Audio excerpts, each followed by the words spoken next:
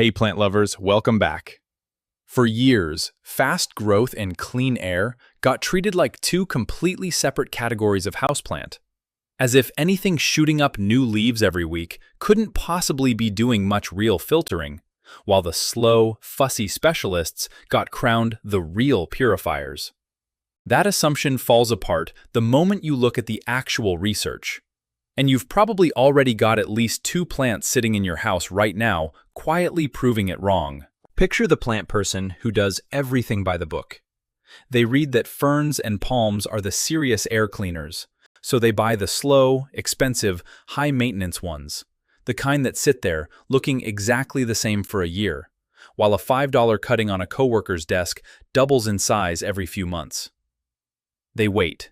They mist. They check the leaves every morning for some sign of progress. Nothing visible happens, in the pot or, as far as they can tell, in the air either. Meanwhile, the formaldehyde off-gassing from new carpet padding and the benzene drifting out of an attached garage don't slow down just because the plant looks the part. Here's the part that flips that whole approach upside down. The fastest-growing houseplants you can buy are very often the same plants doing the most measurable work pulling toxins like formaldehyde, benzene, and xylene out of your indoor air. Because rapid growth and active air filtration come from the exact same biological engine. A plant pushing out new tissue quickly is also moving air and water through its leaves quickly, opening and closing thousands of microscopic pores on every leaf surface to do it. That movement is what drives purification. Slow growth and fast growth aren't a question of which plant tries harder. They're a question of how much air is actually passing through the plant at all, hour by hour, day after day. Once you see that speed and clean air aren't competing goals, you start choosing plants completely differently. Do you reach for the plant that looks impressive in a catalog photo, or the one that's actually going to be working while you sleep? Stick around, because what's coming is 7 plants that grow fast enough to notice within weeks, while doing real, documented work on your indoor air the entire time. Plus, the exact native habitat detail behind each one that explains why most people accidentally slow their growth down without ever realizing it. And if you want real, practical plant knowledge every week instead of generic care tips, hit subscribe. Because once you understand the mechanism behind even one of these, you'll never shop for houseplants the same way again. The first one on this list is the spider plant. And here's the revelation that turns up immediately once you look into where it actually comes from. Spider plants aren't built for the deep shade most people stick them in. In the wild, across the rocky forest edges of South Africa's Eastern Cape, spider plants grow as understory ground cover, catching bright, dappled light filtering through a broken canopy, not the dim corner of a hallway. That shifting, broken light is exactly what trains the plant's growth rate, because in its native range, a patch of full shade rarely lasts. The light keeps moving, and the plant evolved to take advantage of it the moment it appears. So what do most people do? They tuck a spider plant into the darkest spot in the house, because they heard it tolerates low light. And it survives, technically. But surviving and thriving are not the same thing, and the gap between those two states is bigger than most people assume. A spider plant kept in true low light might produce 1 or 2 new leaves a month, sitting there looking the same for weeks at a time. The same plant in bright, indirect light near an east-facing window in most American homes, from a Florida apartment to a Colorado bungalow, can produce new growth almost every week. And that's when you start seeing the long, arching stems called spiderettes, the baby plants dangling off the mother plant on thread-like runners that you can pot up into entirely new spider plants. The correct move is simple. Move it within a few feet of your brightest window, keep it out of direct afternoon sun that can scorch the leaf tips, and water only once the top inch of soil is dry, usually about once a week. If you notice brown, crispy tips, that's almost never a watering problem. It's chlorine or fluoride buildup from tap water, and switching to filtered water or letting tap water sit out overnight fixes it within a month or so. What most people don't realize is that a spider plant producing spiderettes is also a spider plant doing more active gas exchange. which is exactly why NASA's original research flagged it as one of the more efficient plants for clearing formaldehyde, xylene, and toluene out of the air. Do this, and a $10 to $15 plant from a garden center can multiply into a dozen plants within a single year. Think about that for a second. One plant, a handful of months, an entire windowsill of clones, each one pulling the same toxins out of your air the entire time, with zero additional money spent. Here's the one that changes how easy plants get judged entirely: pothos. In its native range across the Society Islands of French Polynesia, pothos doesn't sit in a pot at all. It climbs. It anchors itself to tree trunks in the rainforest understory using small aerial roots and chases patches of light up the bark, sometimes covering the entire trunk of a tree over several seasons and producing leaves twice the size of anything you'd see on a houseplant shelf. That climbing instinct is the whole story. And it's exactly why a pothos, left to trail off a shelf, will always grow slower than one given something to climb. Most people buy a pothos, let it spill over the side of a pot, and assume that's the plant's natural shape. It isn't.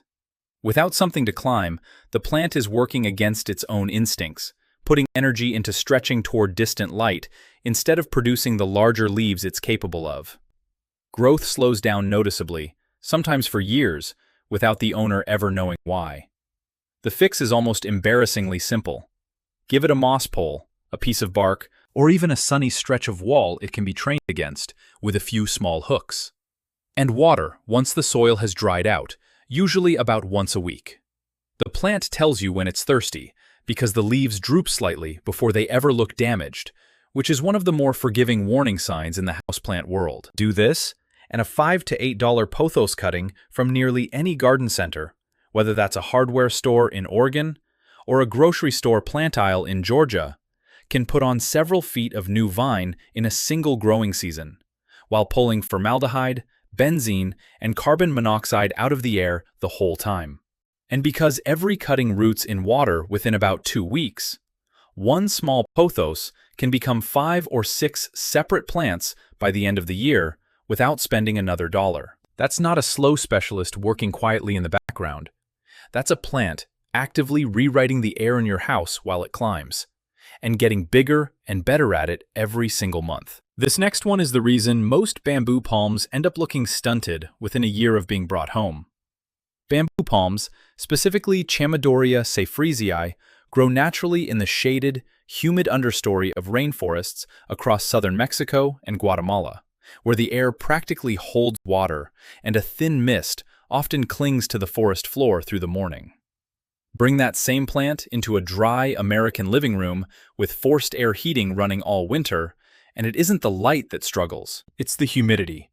And the difference is bigger than most people expect. Most people place a bamboo palm wherever there's floor space and call it done.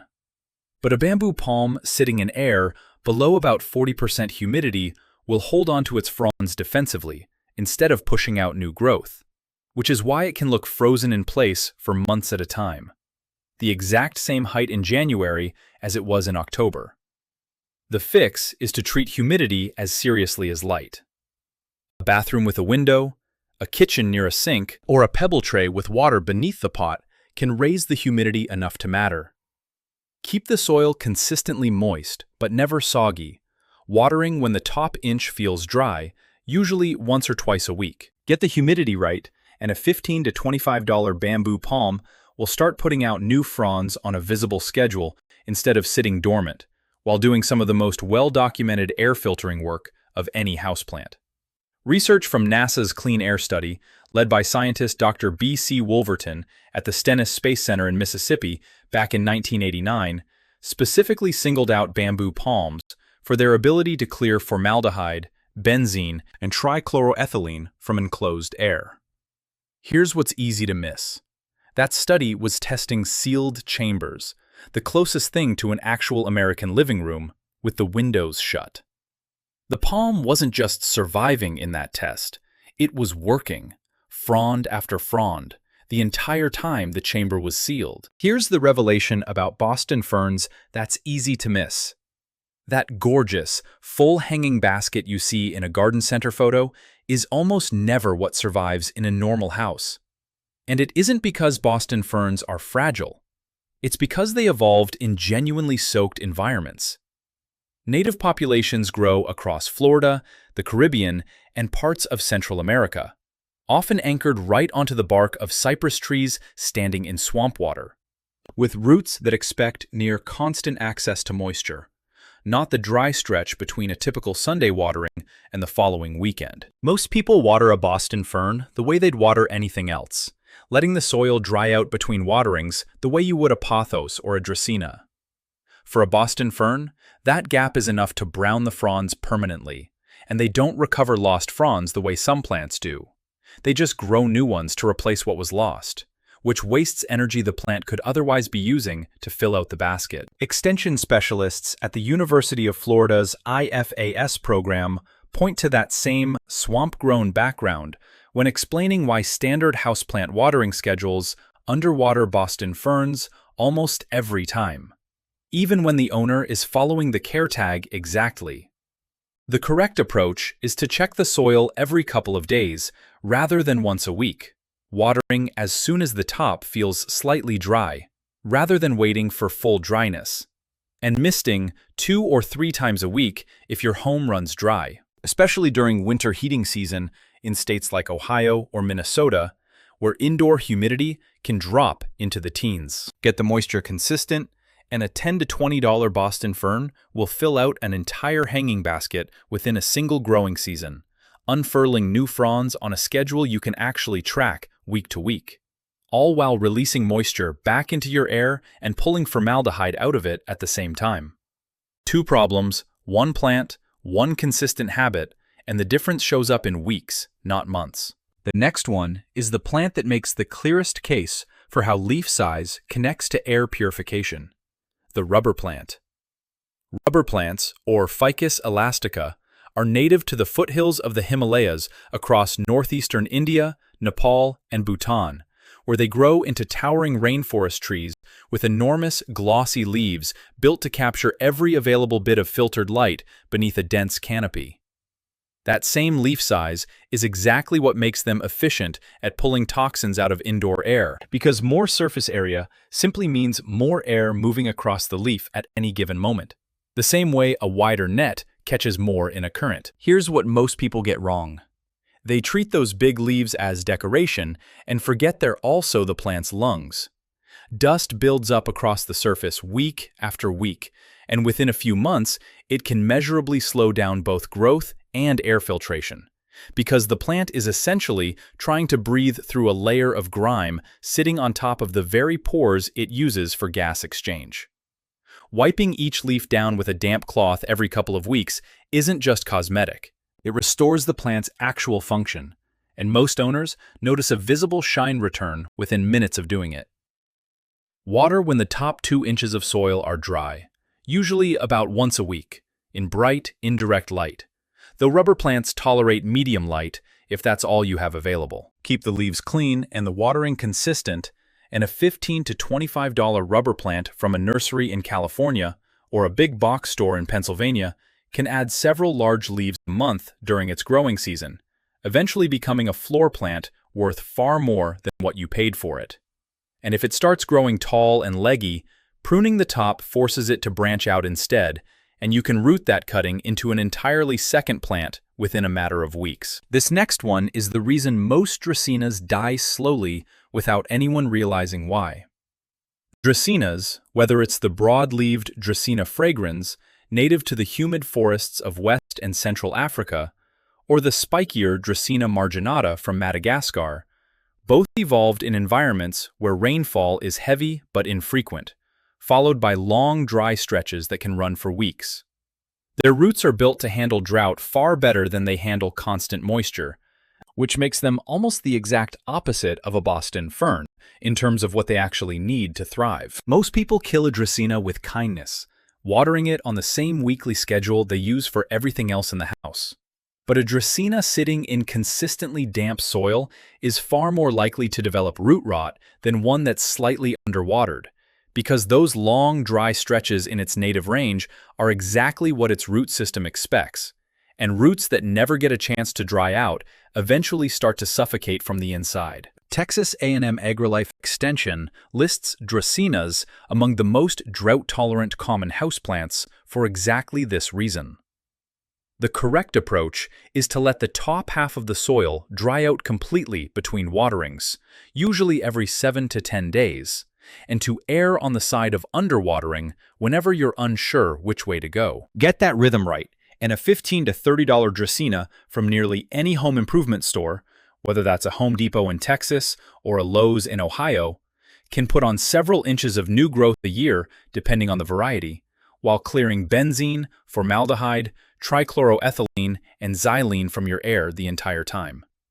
And because Dracaenas root readily from stem cuttings, once yours gets too tall for the space, cutting back the top and rooting it gives you a second plant for free. No extra trip to the store required. The last revelation on this list is about philodendrons, and it's the one that ties everything else together. Philodendrons are native to the rainforest understory of Mexico, Central America, and parts of northern South America, where they climb tree trunks the same way pothos does, chasing broken light up through the canopy rather than spreading out across the forest floor, competing with everything else rooted there. Most people make the same mistake here as they do with pothos. They let the vines trail downward off a shelf and never give the plant anything to climb, which leaves it growing slower and producing smaller leaves than it's actually capable of.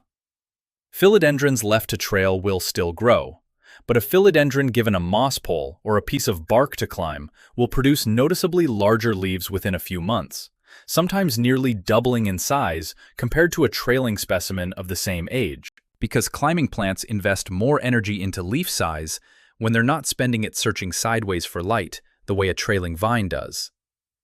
Water once the top inch of soil feels dry, usually about once a week. And don't worry too much about humidity. Philodendrons are far more forgiving than Boston ferns or bamboo palms ever will be. Set one up to climb, and a $10 to $15 philodendron from a nursery in North Carolina or a grocery store plant aisle in Arizona can put on several feet of vine in a single season, with each cutting, rooting, and water within about 2 weeks if you want to propagate it into more plants, all while pulling formaldehyde and other volatile compounds out of the air around it. 7 plants in, and the pattern should be obvious by now. Every single one of them grows fastest, doing the exact thing it evolved to do. And every single one of them cleans the air hardest while it's doing it. So here's the one-sentence version of everything you just heard. The plants growing the fastest in your house are very often the same ones working hardest to clean the air you're breathing, because speed and purification come from the same biological process, not opposite ones. And once you stop fighting a plant's native instincts, you get both results from a single habit instead of having to choose. Since putting this into practice, every room has felt different. Not just greener, but noticeably fresher, especially first thing in the morning before the windows are even opened. That's not a coincidence, and it isn't placebo. It's 7 plants doing exactly what several million years of evolution built them to do, just a few feet from where you sleep, eat, and work every single day. There's something worth sitting with here, beyond the plants themselves. The fastest progress, in a living room or anywhere else, almost always comes from working with what something naturally wants to do, instead of forcing it into a shape that looks tidier on the surface. Tell me in the comments, which of these 7 is already sitting somewhere in your home right now, and which one are you adding next? I want to hear it. Take care of your plants.